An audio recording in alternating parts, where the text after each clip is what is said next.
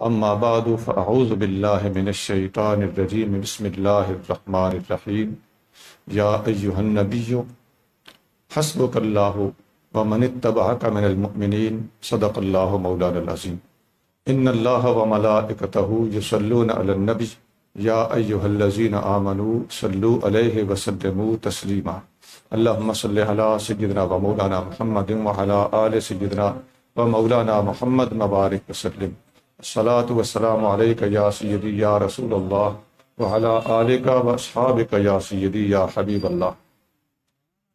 مخدوم و محترم، معزز و مکرم حضرت علامہ ابو الخیر اللہ بخش صاحب سیالوی، جناب محترم المقام حضرت علامہ غلام یاسین صاحب سیالوی خطیب جامع مسجد استقلال آباد، جناب حضرت علامہ پیر محمد افضل سیفی صاحب، جناب حضرت علامہ پیر محمد اسلم صاحب، راجہ محمد اسلم صاحب، جناب محترم المقام حضرت علامہ قاضی انعام اللہ جلالی صاحب، جناب حضرت علامہ قاضی علامہ عطا اللہ جلالی صاحب، علامہ احمد شفیق سیالوی صاحب، جناب حضرت علامہ قاری عابد صاحب، حضرت علامہ عبدالرحمن للہ صاحب، باقی علماء اکرام، بعض کے مجھے نام میرے ذہن میں نہیں آ رہے، جتنے علماء اکرام مشائخ تشریف فرما ہیں سب ہمارے سروں کے تاج ہیں،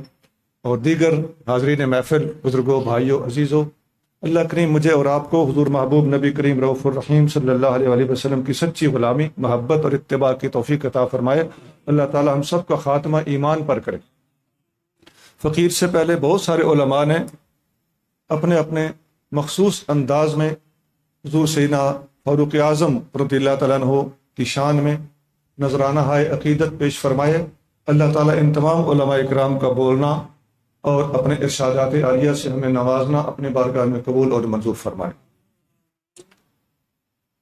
فقیر آپ کے سامنے کوشش کرے گا کہ نہایت مختصر سے وقت میں مختصر سی باتیں اور مضبوط باتیں پیش کر سکے۔ میں نے اپنی گفتگو کو دو حصوں میں تقسیم کیا ہے، بڑی آسان سی تقسیم ہے۔ پہلی بات ہے فاروق اعظم رضی اللہ تعالیٰ عنہ کا اسلام لانا اور اس کی برکات،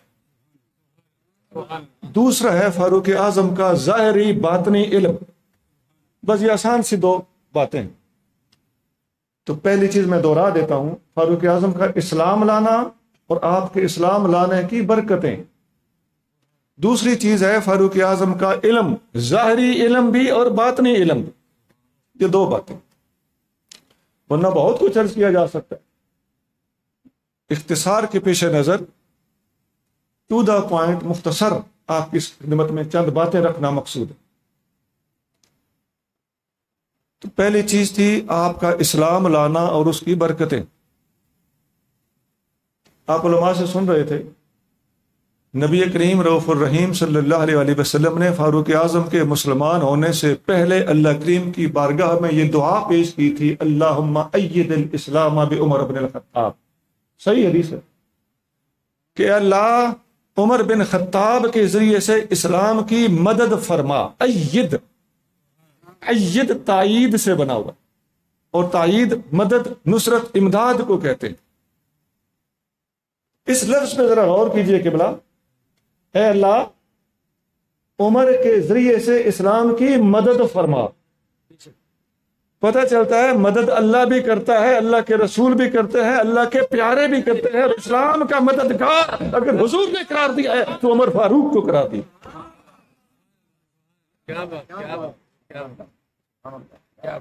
آگے چلیے، جب فاروق اعظم رضی اللہ تعالیٰ عنہ آقا کریم صلی اللہ علیہ وسلم کی اس دعا کے نتیجے میں مسلمان ہو گئے، تو جو آقا نے فرمایا تھا بعین ہی سامنے آیا۔ فاروق اعظم جس دن مسلمان ہوئے تو اس دن فاروق اعظم نے اسلام کے دائرے میں داخل ہوتے ہی آقا کریم صلی اللہ علیہ وسلم کی بارگاہ میں عرض کیا، یا رسول اللہ آج کے بعد نمازیں چھپ کے نہیں پڑھی جائیں گی۔ بولو مدد ہوئی کہ نہ ہوئی؟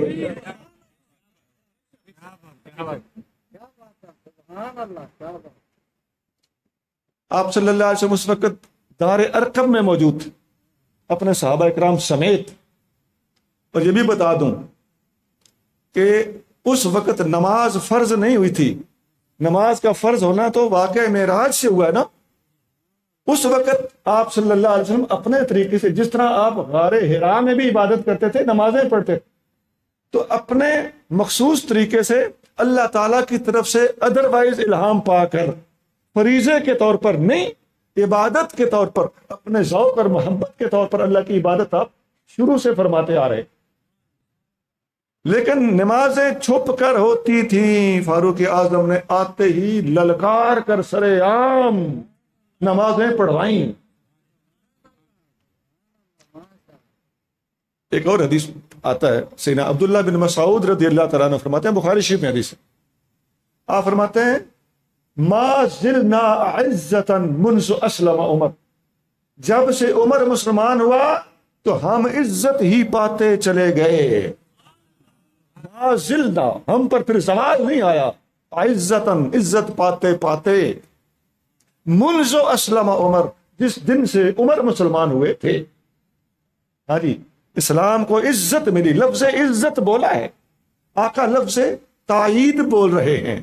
تو فاروق نے اسلام کی مدد کی، فاروق نے آ کے اسلام کو عزت عطا فرمائی. یہ لفظ حدیث کے پڑھ رہا ہوں. ہمیں عزت ملی، صحابہ کرام کو عزت ملی.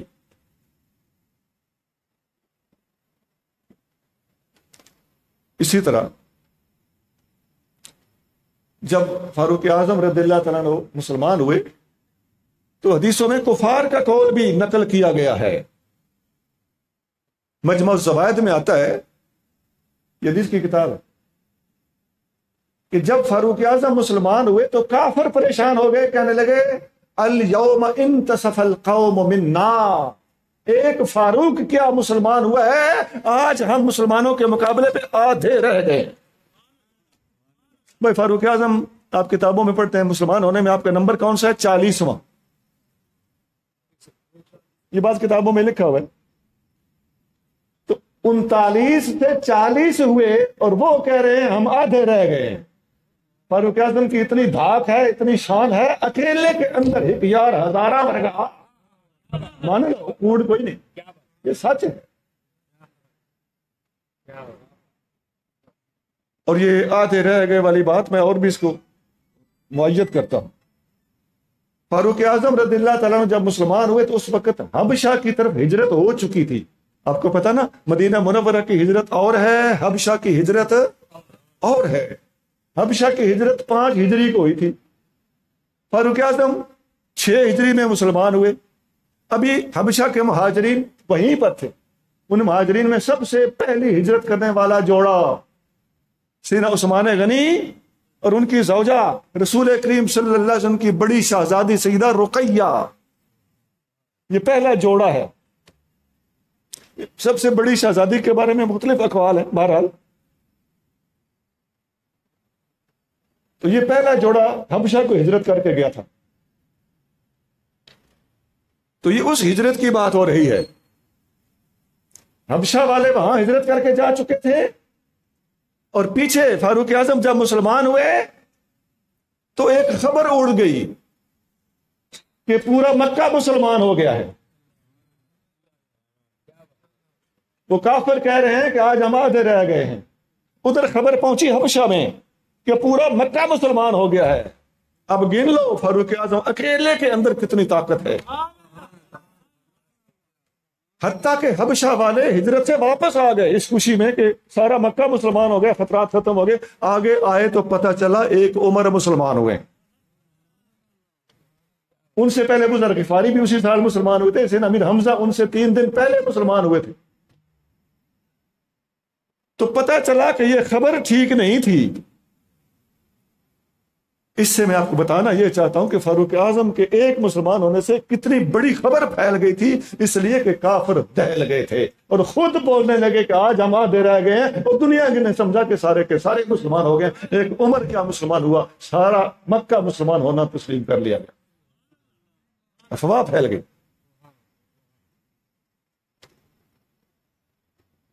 پھر اس کے بعد ہجرت حبشہ ثانیہ ہوئی. دوسری ہجرت حبشہ ہونے کی وجہ یہ تھی، جب واپس آئے تو پھر کچھ لوگ اندر داخل ہو گئے، کچھ لوگ واپس پچھلے پاؤں چلے گئے۔ ابن مسعود رضی اللہ تعالیٰ عنہ وہیں رہ گئے تھے مکہ شریف میں، باقی لوگ واپس چلے گئے، کچھ اور لوگ بھی واپس چلے گئے۔ اب ہجرت کر کے جانے والوں کی تعداد 82 تھی، 82، جبکہ پہلے 12 گئے تھے۔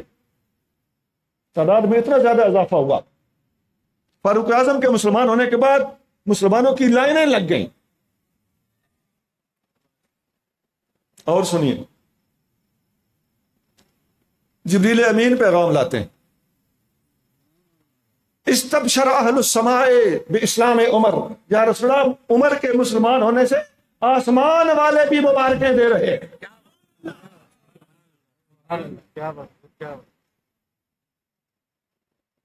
میں صرف فاروق اعظم کا مسلمان ہونا، اس کی برکات بتا رہا ہوں۔ آپ کے مسلمان ہونے کا واقعہ سب کو پتا ہے، بڑا مشہور واقعہ، دنیا سناتی رہتی ہے، آپ سنتے رہتے ہیں، اس لیے میں اس کو دہراتا نہیں ہوں۔ لیکن وہ گوشے اسلام لانے کی برکات کے جو کم بیان ہوتے ہیں، میں وہ عرض کر رہا ہوں۔ فاروق اعظم مجھ سے پہلے ایک عالم دین، ایک خطیب ارشاد فرما رہے تھے کہ وہ شعر ہے، تو سونا واقعی صحیح فرمایا، یہ وہ شعر ببر ہے کہ باقی تمام صحابہ اکرام علیہم رضوان اپنے اپنے طریقے سے ہجرت کر کے گئے، لیکن فاروق اعظم کا ہجرت کرنے کا طریقہ بھی وکھرا تھا۔ فاروق اعظم حرم شریف میں تلوار نکال کے گئے، کافر ٹولیاں بیٹھے ہوئے تھے، ہر ٹولی کے پاس گئے، جا کے بتانے لگے میں ہجرت کر کے جا رہا ہوں، جس نے اپنی بیوی بیوہ کروانی ہو اور بچے یتیم کروانے ہو میرے پیچھے آ جائے۔ اس قدر جرت ہے، اس قدر طاقت ہے، اور کافروں پر اس قدر روب ہے۔ سونا ہجرت کے مناظر، ہر صحابی کو اللہ نے جدا جدا شان عطا فرمائی ہے۔ بستر پر سونا کوئی چھوٹی شان نہیں ہے، یہ شان علی المرتضی ہے۔ حضور کے ساتھ ساتھ سفر کرنا اور ہجرت کر کے جانا، یہ اس سے بڑی شان ہے، یہ شان صدیق اکبر ہے۔ اور کافروں کے پاس، ٹولیوں کے پاس جا جا کے للکار کے ہجرت کو جانا، یہ شان فاروق اعظم ہے۔ تو آپ دیکھ سکتے ہیں، میں نے 3 مثالیں دی ہیں، ہر ایک کی جدا گانا ٹھاٹ ہے کہ نہیں؟ ایک اور ٹھاٹ بتا دوں، جس ہستی کو حضور صلی اللہ علیہ وسلم نے تمام صحابہ سے پہلے بھیج دیا کہ جا کے مدینہ والوں کو علم سکھاؤ، تربیت دو، ٹریننگ دو، اور اس صحابی کو وہاں جا کر استاد جی کہا جاتا تھا۔ کیا کہا جاتا تھا؟ ہاں جی، اس صحابی کی بھی ٹھاٹ ہوگی کہ نہیں؟ اس کا بھی علم تسلیم کرنا پڑے گا کہ نہیں؟ اس کا بھی علمی مقام و مرتبہ ہے کہ نہیں؟ عربی میں ان کو کہا جاتا مقری۔ مقری کا مطلب ہوتا ہے پڑھانے والا، استاد جی۔ میں نے پنجابی ترجمہ کیا، ان کا نام ہے حضرت سیدنا مصعب بن عمیر رضی اللہ تعالیٰ۔ یہ گھر گھر جا کے علم پڑھاتے تھے۔ نبی کریم صلی اللہ علیہ وسلم سے پہلے مدینے کو علمی طور پر مصعب بن عمیر سیراب کر چکے تھے۔ ان کی ٹھاٹ بکری ہے۔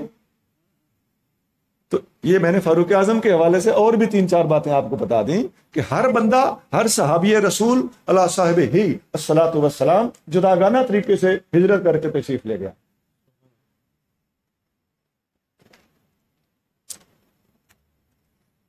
جب فاروق اعظم رضی اللہ تعالیٰ عنہ مسلمان ہوئے تو جو چمک دمک اسلام کے اندر پیدا ہوئی، جو ہمت اور حوصلہ پیدا ہوا، اللہ کریم جل شانہ نے قرآن کی آیت بھی نازل فرمائی۔ یہ ایک پہلو رہ گیا تھا نا، آسمان والے بشارتیں دے رہے ہیں، لیکن اللہ کریم خود قرآن کے اندر بھی آیت نازل فرما رہا ہے۔ یہ آیت میں نے خطبے میں پڑھی تھی، اے محبوب تیرے لیے حسبک اللہ، اے محبوب آپ کے لیے اللہ کافی ہے۔ حسبو اس کا معنی ہوتا ہے کافی ہونا، بس۔ حسبو کا معنی ہوتا ہے that's all، بس۔ حسبو کا آپ کے لیے اللہ کافی ہے، وَمَنِ اتَّبَعَكَ مِنَ الْمُؤْمِنِينَ اور آپ کی پیروی کرنے والے مومنین آپ کے لیے کافی ہے۔ شان نزول فاروق اعظم کا اسلام لانا ہے، تو پتہ چلتا ہے کہ محبوب آپ کے لیے اللہ کافی ہے، اور تمام مومن اور خصوصاً عمر فاروق کافی ہے۔ یہاں جاتے جاتے ایک اور بھی فائدہ عرض کر دوں۔ ہم کہتے ہیں نا حسبی اللہ، بھائی بچے کو ٹھوکر لگے تو ماں کیا کہتی ہے؟ حسبی اللہ۔ میں سمجھانے کے لیے بات کر رہا ہوں۔ اللہ کریم جل شانہ حسبک اللہ فرما رہا ہے، اے محبوب تیرے لیے اللہ کافی ہے، اور محبوب تیرے لیے تیرے پر ایمان لانے والے خصوصاً عمر کافی ہے۔ یہ حسبوں کا اللہ اور حسبوں کا عمر، یہ مفہوم بتا رہا ہوں۔ بڑا ڈاڈا لفظ ہے جی، بڑا بھاری لفظ ہے جو اللہ نے اپنے حوالے سے اپنے محبوب کے لیے اور عمر فاروق کے حوالے سے اپنے محبوب کے لیے قرآن میں استعمال فرمایا ہے۔ اب جس کے لیے اللہ کافی ہو اور وہی لفظ عمر فاروق کے لیے بھی ہو کہ تیرے لیے عمر فاروق کافی ہے، تو ایسے فاروق کو شیر ببر کیوں نہ کہیں، اور ایسے فاروق کو مسلمانوں کا مددگار کیوں نہ کہیں، اور نبی کریم صلی اللہ علیہ وسلم کا عظیم خدمتگار کیوں نہ کہیں۔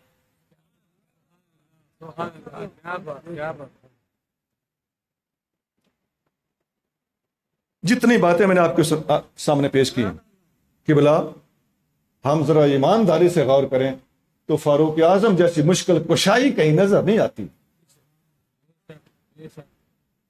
بھائی نمازیں چھپ کے پڑھنے کے بجائے لل کر کے پڑھنا مشکل کشائی ہے کہ نہیں؟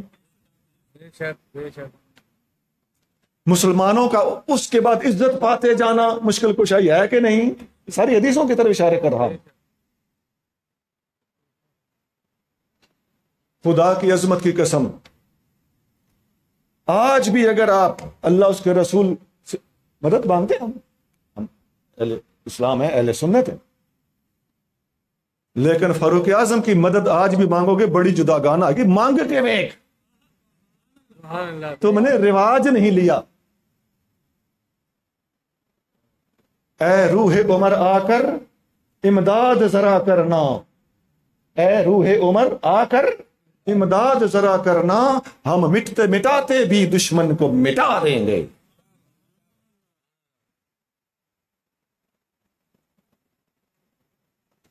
آپ کی برکات کے حوالے سے بات کر رہا ہوں، آپ کے اسلام لانے کی برکات، اسلام لانا اور اسلام لانے کی برکات بتا رہا۔ یہ ختم ہونے کو آپ دیکھ رہے نہیں آ رہی۔ حدیث شریف میں آتا ہے، حدیث بخاری شریف اور مسلم شریف میں موجود ہے، محبوب کریم صلی اللہ علیہ وسلم ارشاد فرماتے ہیں کہ میں نے خواب دیکھا، یہ میں دوبارہ بتا رہا ہوں، بخاری اور مسلم میں حدیث ہے، اس کو کہتے ہیں متفق علیہ حدیث۔ آقا صلی اللہ علیہ وسلم نے خواب دیکھا، فرمایا میں نے کنویں کے اندر لٹکا ہوا ڈول دیکھا، ابو بکر صدیق آئے، ابو بکر صدیق نے وہ ڈول پکڑا اور اس میں سے پانی نکالنا شروع کر دیا، پانی نکالا، ایک مخصوص وقت تک پانی نکالا، فاروق صدیق اکبر ہٹ گئے، فاروق اعظم آئے، فاروق اعظم نے جب وہ ڈول پکڑا فاستحال غربن، فاروق اعظم کا ہاتھ لگتے ہی وہ ڈول بڑا ہو گیا۔ اب یہ خواب ہے، وہ ڈول فاستحال، استحال یستحیل، اس کا مطلب ہوتا ہے کنورٹ ہو جانا، ڈول بڑھ گیا، بڑا ہو گیا۔ اور عمر فاروق نے اتنی جواں مردی کے ساتھ پانی نکالا، میں آپ کو حضور صلی اللہ علیہ وسلم کے الفاظ سناتا ہوں، فلم ارى عبقريا يفري فريه، میں نے آج تک اتنا عبقری نہیں دیکھا جو اتنی ہمت اور طاقت وری کے ساتھ کام کر کے دکھا سکتا ہو۔ سونا لفظ فرمایا عبقری، یہ تو آپ لوگ بھی جانتے ہیں، عبقری، فاروق اعظم کو آقا صلی اللہ علیہ وسلم نے عبقری قرار دیا ہے، اور فرمایا لم ارى عبقريا، اتنا بڑا عبقری میں نے نہیں دیکھا۔ حضور صلی اللہ علیہ وسلم فرما دیتے نا کہ ایک عبقری کی طرح کام کیا، اس کا ہی مقابلہ نہیں تھا۔ آپ فرما رہے ہیں میں نے اتنا عبقری دیکھا ہی نہیں، آپ یہ فرما دیتے نا تو نے نہیں دیکھا، یہ بھی ہو سکتا تھا۔ آپ یہ فرما دیتے نا کہ لوگوں نے نہیں دیکھا، یہ اس سے بڑی بات تھی۔ آپ یہ فرما دیتے نا کہ تمام انبیاء نے نہیں دیکھا، یہ اس سے بڑی بات تھی۔ آقا فرما رہے ہیں میں نے بھی نہیں دیکھا، لم ارى، میں نے نہیں دیکھا. یار اس جنے دی بھی کوئی ٹھاٹ ہے کہ نہیں؟ کیا بات. اور لفظ ابکری میں مشہوری نہیں کرنا چاہتا، آپ جانتے ہیں کہ طبی رسالہ بھی نکلتا ہے ابکری. اس کا مطلب ہوتا ہے ایک مضبوط ترین اور ہوشیار ترین، ہر طرف نظر رکھنے والا جوان مرد. میں نے ایسا ابکری نہیں دیکھا. آگے کیا فرمایا؟ اس سے اگلے بھی الفاظ ہیں. حتی راوی الناس فضربوا بعطن. حتیٰ کہ راویہ کا مطلب ہوتا ہے، روایت کا مطلب ہوتا ہے پانی بہا دینا. یہ حدیث کو بھی جب کوئی بیان کرتا ہے تو فرمان علی شان کو آگے وہ لوگوں کی طرف بہا دیتا ہے، تو اس لحاظ سے اس کو روایت کہا جاتا ہے. تو راوی الناس، لوگ پانی سے سیراب ہو گئے. حتیٰ کہ ضربوا بعطن، جس طرح اونٹ پانی پی کر، پانی کے کچاوے بنے ہوتے ہیں اونٹوں کے، ذرا اونچے ہوتے ہیں کیونکہ ان کی وہ ذرا قد اونچا ہوتا ہے، تو وہاں سے پی کے اونٹ پیچھے ہٹ کے کھڑا ہو جاتا ہے. آپ نے دیکھا ہوگا پانی پی کے یا کھانا اپنا چارہ کھا کے رج کے پیچھے ہٹ کے کھڑا ہو جاتا ہے. اس پیچھے ہٹ کے کھڑا ہونے کو کہتے ہیں کہ ضرب الجمل بعطن. اونٹ پیچھے ہٹ کے فارغ ہو کے کھڑا ہو گیا. تو فرمایا حتیٰ راوی الناس، حتیٰ کہ لوگوں کو عمر فاروق نے سیراب کر دیا. الناس، لوگوں کو سیراب کر دیا. وضربوا بعطن، حتیٰ کہ لوگ رجے ہوئے اونٹ کی طرح پیچھے ہٹ کے کھڑے ہو. فاروق نے اتنا فیض دیا. کیا بات. بھائی ہم صوفیاء کی کتابوں میں بہت سارے بزرگوں کے بارے میں پڑھتے ہیں کہ انہوں نے بڑا فیض دیا، لیکن یہ فاروق اعظم کو تو حضور فرما رہے ہیں کہ فاروق نے دنیا کو رجا کے رکھ دیا، اتنا فیض دیا کہ لوگ رج کے پیچھے ہٹ کے کھڑے ہو. دوبارہ بتا دیتا ہوں، حدیث بخاری اور مسلم میں.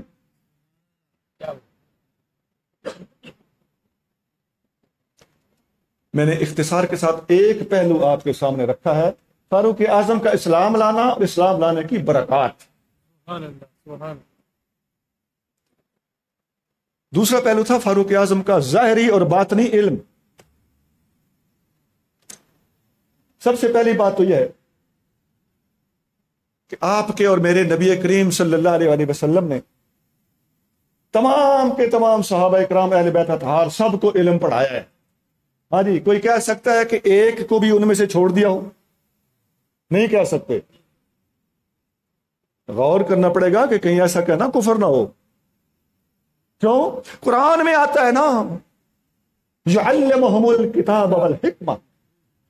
میرا نبی سب کو کتاب بھی پڑھاتا ہے اور حکمت بھی پڑھاتا ہے. کتاب علم ظاہر ہے، حکمت علم باطن ہے. نبی نے جس کو کتاب پڑھائی ہے اس کو علم باطن بھی پڑھایا ہے. پتہ چلتا ہے کہ حضور صلی اللہ علیہ وسلم کو ایک نظر دیکھنے والا، آپ کے پاس کچھ گھڑیاں بیٹھنے والا، نہ علم ظاہر سے خالی ہے نہ علم باطن سے خالی ہے. اس لیے کہ حضور نے سب کو کتاب بھی پڑھائی ہے، حکمت بھی پڑھائی.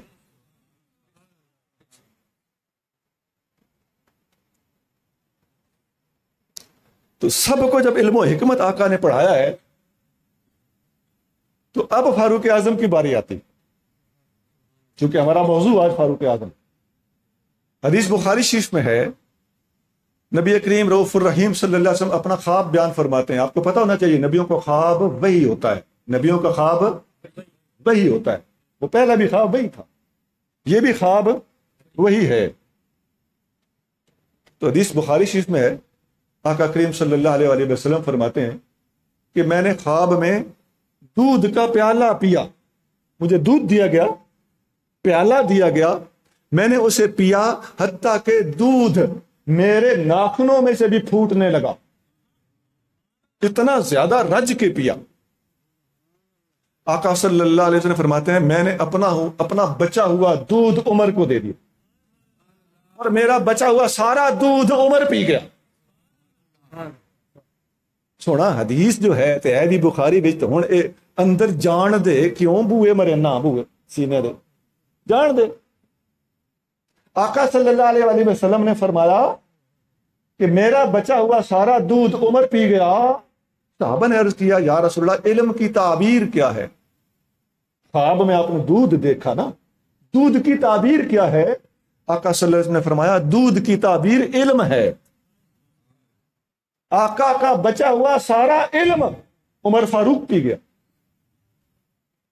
آپ بتائیے جی فاروق اعظم کے علم کی بھی انتہا ہے کہ نہیں ہے؟ میری انتہا سے مراد وسعت ہے. بہت بڑی وسعت ہے کہ نہیں ہے؟ جو آقا کا بچا ہوا سارا دودھ کھینچ گیا وہ بھی جنے دا پتر ہے کہ نہیں ہے؟ مرد خدا ہے کہ نہیں ہے؟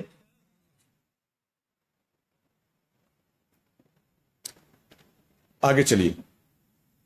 یہ فاروق اعظم نے جب اتنا علم پیا تو اس علم کی برکات بھی آپ دیکھ سکتے ہیں حدیثوں میں آتی. حدیث میں آتا ہے نبی کریم رؤوف الرحیم صلی اللہ علیہ وسلم کے صحابی حضرت عبداللہ بن عباس رضی اللہ تعالیٰ عنہ آقا کے چچا کے بیٹے ہیں. یہ فاروق اعظم کے بہترین شاگردوں میں شمار ہوتے ہیں. فاروق اعظم ان کے استاد ہیں اور وہ خود مانتے ہیں. یہ بات یاد رکھنا فاروق سیدنا ابن عباس نے بے شمار صحابہ سے علم لیا ہے. آپ فرماتے ہیں میں ایک ایک مسئلہ پوچھنے 30 صحابہ کے پاس جاتا تھا. تو بے شمار صحابہ کے آپ شاگرد ہوئے, بے شمار صحابہ آپ کے استاد ہوئے. حدیثوں میں آتا ہے بخاری شریف حدیث ہے نبی کریم صلی اللہ علیہ وآلہ وسلم نے فرمایا استقرئ القرآن من 4، میرے 4 صحابیوں سے قرآن پڑھو, قرآن سیکھو. عبداللہ بن مسعود, ابی بن کعب, معاذ بن جبل اور حضرت سالم. یہ 4 نام لیا آقا نے, ان سے علم سیکھو. بخاری شریف حدیث. مختلف صحابہ مختلف. ابھی میں نے حضرت مصعب بن عمیر کا ذکر کیا کہ وہ تو مدینہ میں کہلاتے ہی استاد جی تھے. تو بے شمار صحابہ نے علم سکھایا ہے, اور صغار صحابہ جو چھوٹی عمر میں رہ گئے تھے انہوں نے اپنے سے بڑے اور سینئر صحابہ سے علم سیکھا ہے.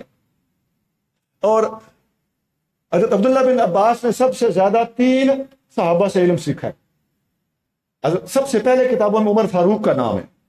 پہلا نام فاروق اعظم کا ہے.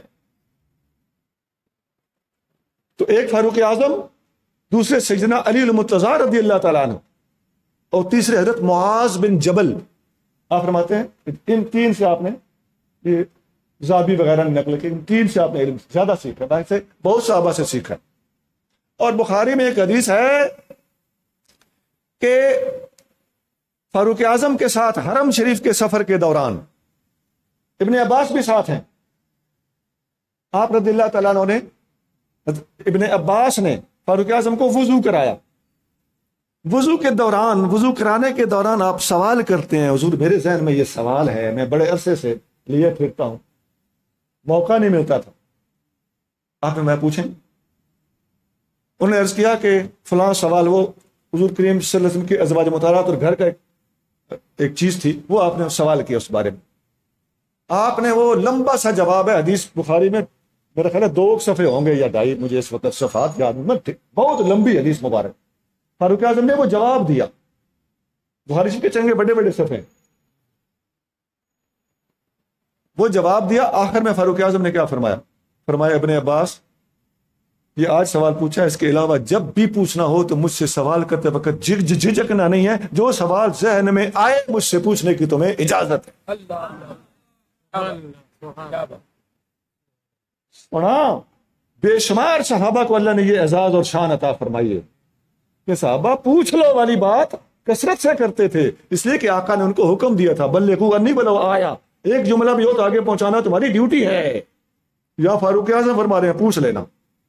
سیدنا علی المرتضیٰ رضی اللہ تعالیٰ عنہ کوفہ میں فرماتے تھے, کوفہ مدینہ شریف سے دور تھا نا, وہاں کے لوگوں کو پیاس تھی. آپ فرماتے تھے سلونی قبل ان تفقدونی, مجھ سے پوچھ لو اس سے پہلے کہ مجھے میری وفات ہو جائے, میں تمہیں نہ ملوں. تو یہ آپ اپنے ٹھاٹ اپنے اپنے موقع کے مطابق سب نے یہ الفاظ بولے ہوئے ہیں. ابن عباس رضی اللہ تعالیٰ عنہ کے بارے میں بخاری میں آتا ہے, آپ جب بھی مسند تدریس پر آ کر بیٹھتے تھے سب سے پہلا جملہ یہ ہوتا تھا سلونی, مجھ سے پوچھ لو. تو یہ سکھائے ہوئے کس کے ہیں؟ ابن عباس. پڑھے ہوئے کس سے ہیں؟ حضور کریم صلی اللہ علیہ وآلہ وسلم سے پڑھے ہوئے ہیں, عمر فاروق سے پڑھے ہوئے ہیں, علی المرتضیٰ سے پڑھے ہوئے ہیں, معاذ بن جبل سے پڑھے ہوئے ہیں, بے شمار صحابہ سے پڑھے ہوئے ہیں. اس قدر علم حاصل کر چکنے کے بعد اب فرما رہے ہیں سلونی, جس نے پوچھنا ہے, جو مسئلہ پوچھنا ہے پوچھ. جاتے جاتے ایک اور بات کرنا چاہتا ہوں، وہ موضوع سے تھوڑی ہٹ کر، وہ حالات کے مطابق آج کے جس طرح ہو رہا ہے کہ بلا ہر سوال کا جواب دینا ہر عالم پر لازم نہیں ہوتا۔ ایک بات کر دی جاتی ہے، میرے کو پوچھا گیا میرے تے واجب ہو گیا، نہیں سر، تھوڑا سوچ لیں، کسی صورت میں واجب ہوتا ہے اور کسی صورت میں واجب نہیں ہوتا۔ آپ کو نہیں آتا نا، آپ پر واجب نہیں ہے۔ بھائی حضرت ابن ابی ملیکہ تابعی ہیں، وہ فرماتے ہیں کہ ہمارے زمانے میں ہمارے بزرگوں میں طریقہ تھا کہ ایک کے پاس سوال آتا تھا تو وہ دوسرے کے پاس بھیج دیتا تھا، وہ تیسرے کے پاس بھیج دیتا تھا، وہ چوتھے کے پاس بھیج دیتا تھا، اور گھومتا گھومتا سوال پہلے کے پاس آ جاتا تھا۔ سوال کا جواب دیتے وقت ڈرتے تھے۔ اس قسم کی کئی حدیثیں ہیں، کئی کتاب۔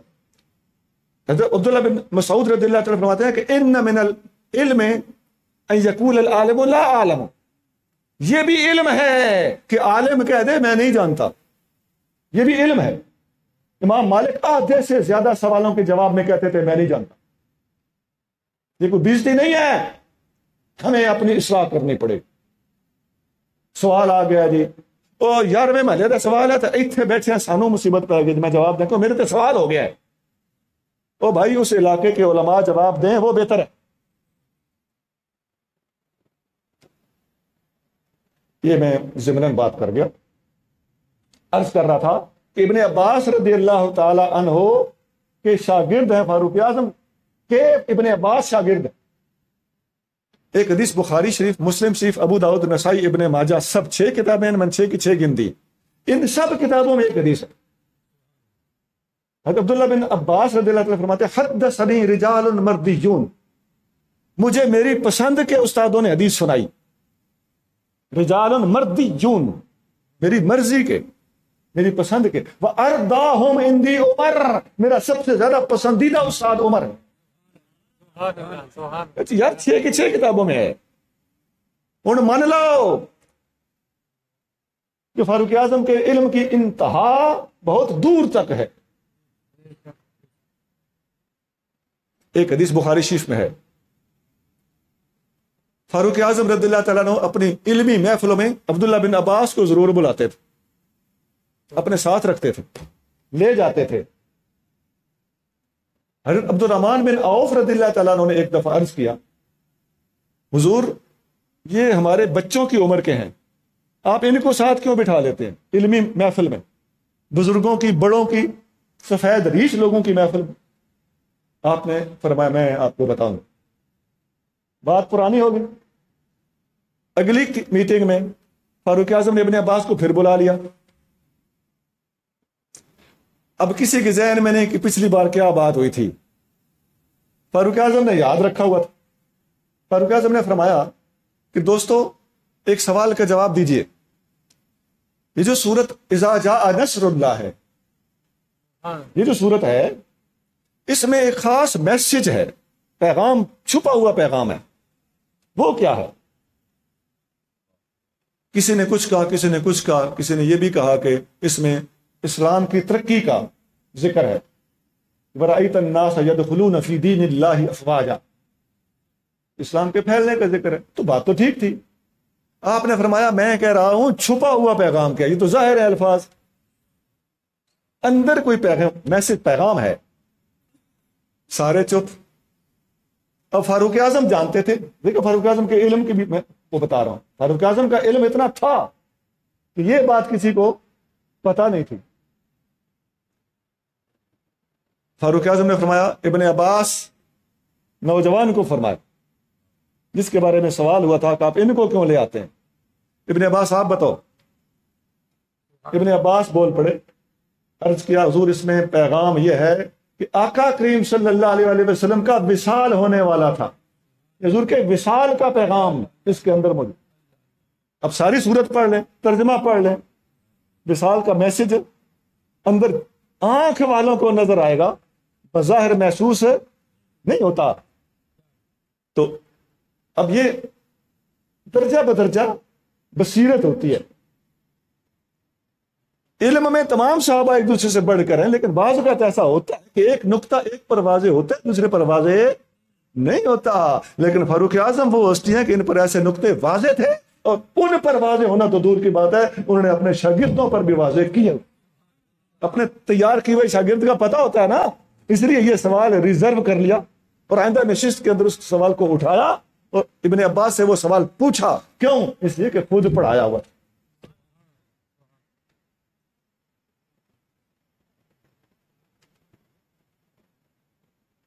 میں نے اختصار کے ساتھ یہ ظاہری علم کی باتیں کی ہیں، ابھی باطنی علم کی طرف جا رہا ہوں. ایک حدیث بخاری شریف میں ہے،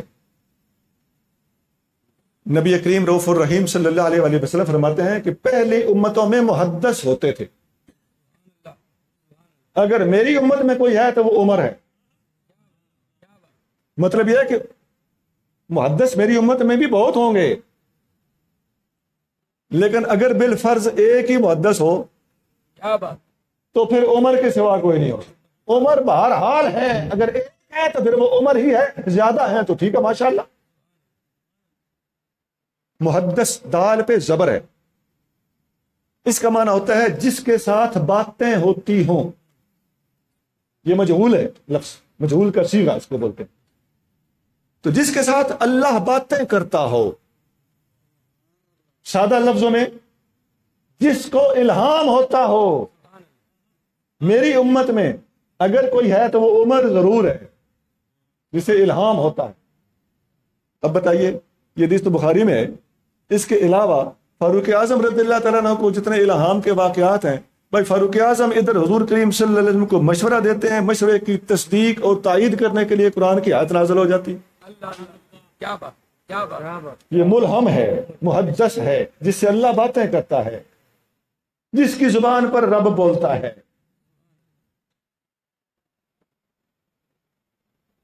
ایک دو تین چار پانچ سات نہیں، 20 آیتیں فاروق اعظم کے مشورے کے مطابق فاروق اعظم کی بات کی تصدیق کرتے ہوئے اللہ نے نازل فرمائی.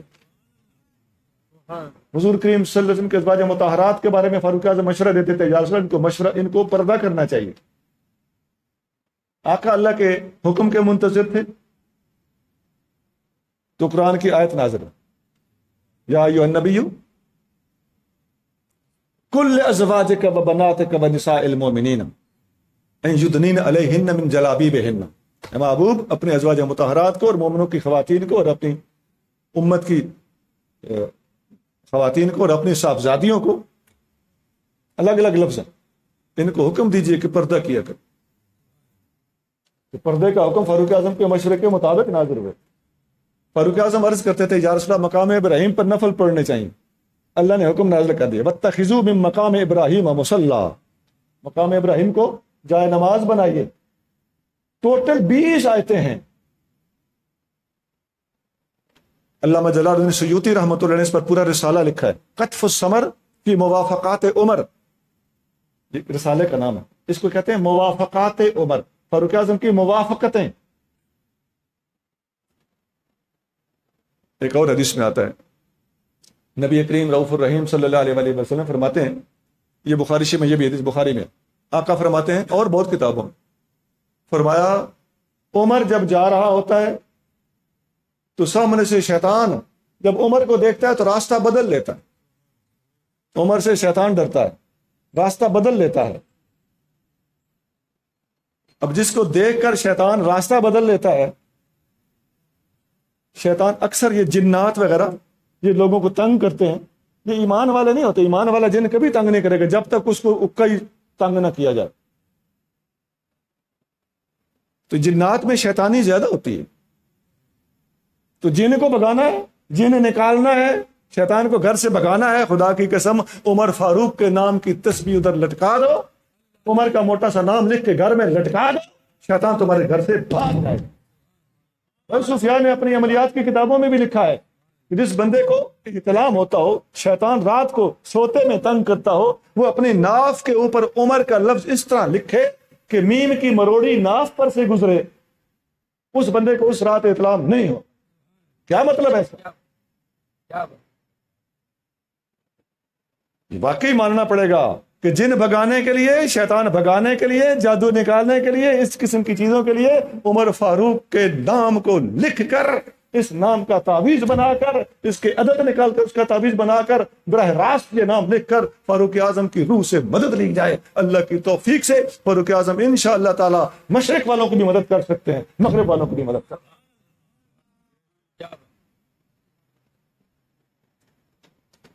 اور سنیے، ایک حدیث میں آتا ہے، حبیب کریم رؤوف الرحیم صلی اللہ علیہ وسلم ارشاد فرماتے ہیں، جامع ترمذی میں حدیث ہے، ان اللہ جعل الحق علی لسان عمر وقلبہ، بے شک اللہ تعالیٰ نے عمر کی زبان پر بھی حق جاری کر دیا ہے اور عمر کے دل پر بھی حق جاری کر دیا۔ یہ زبان پر حق جاری کر، آپ دیکھ رہے ہو جو بولتا ہے اس کے مطابق وہی آ جاتی۔ میں ایک اور تقسیم پیش کرنے لگا ہوں، جب زبان کا دل کے ساتھ تقابل ہو رہا ہے تو بڑی آسانی سے اتنی بات تو ہر بندہ سمجھ سکتا ہے نا کہ عمر کی زبان پہ بھی حق ہے، عمر کے دل پر بھی حق ہے۔ زبان پر حق شریعت کا علم ہے اور دل پر حق کا جاری ہونا روحانیت کا علم ہے۔ زبان پر علم ظاہر ہے اور دل پر علم باطن ہے۔ فاروق اعظم علم ظاہر اور علم باطن دونوں کا بادشاہ ہے۔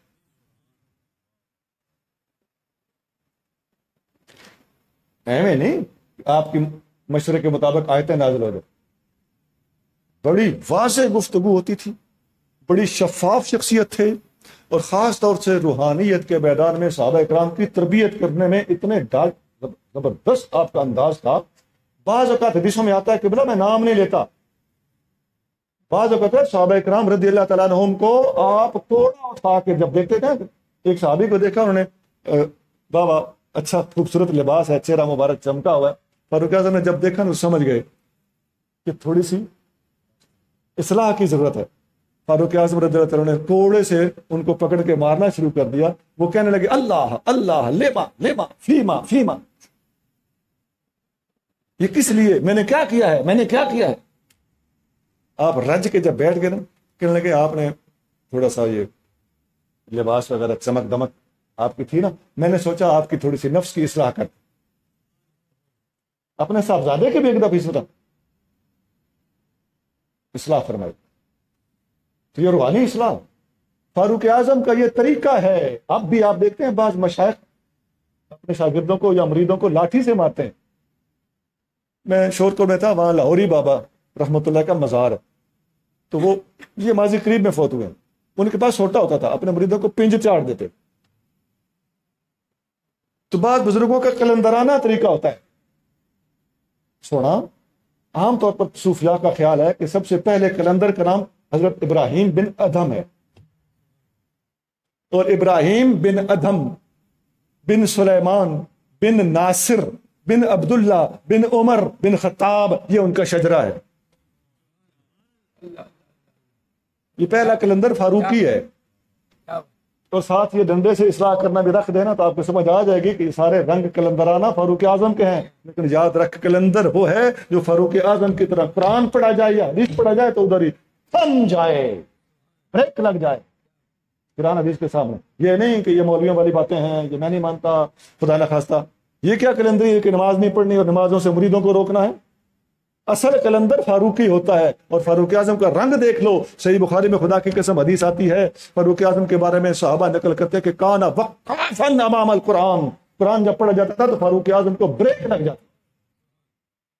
وقاف کا مطلب ہوتا ہے، وقف ہوتا ہے ٹھہرنا، اور وقاف کا مطلب ہوتا ہے بہت زیادہ رک جانے والا، ٹھہر جانے والا۔ تو جنا بڑھنا، کلندر بڑھ، فاروقی بڑھ، تو سمجھ آ جائے۔ تو فاروق اعظم کے یہ روحانی معاملات ہیں۔ ایک حضرت صحابی حضرت مسور بن مخرمہ رضی اللہ تعالیٰ عنہ، ریاض الندرہ میں یہ حدیث موجود ہے۔ آپ فرماتے ہیں کہ کنا نلتزم عمر نتعلم منہ الورع، ہم عمر فاروق کے ساتھ ساتھ چپک کے رہتے تھے، ہم عمر سے تصوف سیکھتے تھے۔ میں فاروق اعظم کا استاد ہونا آپ کو بتا رہا ہوں، علم ظاہر میں استاد ہونا میں نے پہلے بتایا، میں علم باطن میں استاد ہونا، علم باطن کا ماہر ہونا، وہ محدث ہونے سے، زبان پر دل پر حق جاری ہونے سے، آپ کو دیکھ کر شیطان کے بھاگ جانے سے، یہ ان کا ذاتی روحانی علم اور روحانی مقام و مرتبہ ہے۔ لیکن میں بتا رہا ہوں کہ صحابہ کی تربیت کس طرح فرمائی ہوئی۔ حضرت مسور بن مخرمہ فرماتے ہیں ہم عمر کے ساتھ چپک کے رہتے تھے، نال نال نال نال، کہیں جاتے آتے ہم ساتھ لگے رہتے، پورا وفد ساتھ رہتا تھا، شاگردوں کی ٹیم ساتھ رہتی تھی۔ کیا کرتے تھے؟ نتعلم، ہم سیکھتے تھے، من ہو، عمر سے، الورع، ہم ورع سیکھتے تھے۔ تقویٰ ہوتا ہے اللہ سے ڈرنا، یہ بھی بڑی چیز ہے، اور ورع ہوتا ہے تقوی سے بھی اوپر۔ تو سادہ لفظوں میں بات کرنے لگا ہوں معذرت کے ساتھ، غلط مطلب نہ پہنائے، سمجھانے کے لیے۔ تقویٰ ہوتا ہے شریعت کی پابندی، اور ورع ہوتا ہے تصوف کے میدان میں آگے لے کر جانا۔